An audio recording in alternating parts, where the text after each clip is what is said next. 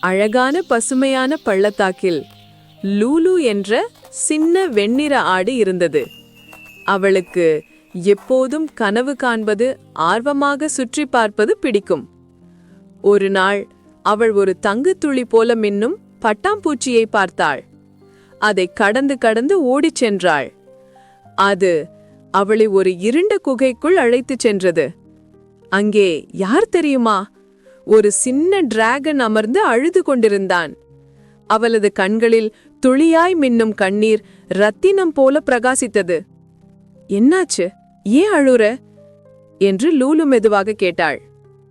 Dragon மூச்சை இழுத்து மெதுவாக சொன்னான், எல்லாரும் எனக்கு பயப்படுறாங்க.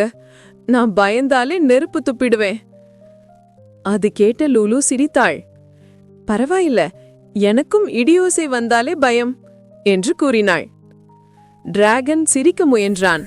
அப்போ ஒரு சின்ன அச், ஒரு அழகான தங்க நிற நெருப்பமின் வெளிச்சமாய் மின்னியது. அந்த குகை முழுக்க ஒளிர்ந்தது. அந்த நாளிலிருந்து லூலு மற்றும் டிராகன் சிறந்த நண்பர்களானார்கள். ஒவ்வொரு மாலையும் டிராகன் வானில் ஒளியை வரைய லூலு அதற்கு கீழே ஆடினாள். அவர்கள் காட்டினார்கள், மென்மையான இதயமும் தீயின் சக்தியும் கூட சேர்ந்து பிரகாசிக்க முடியும்.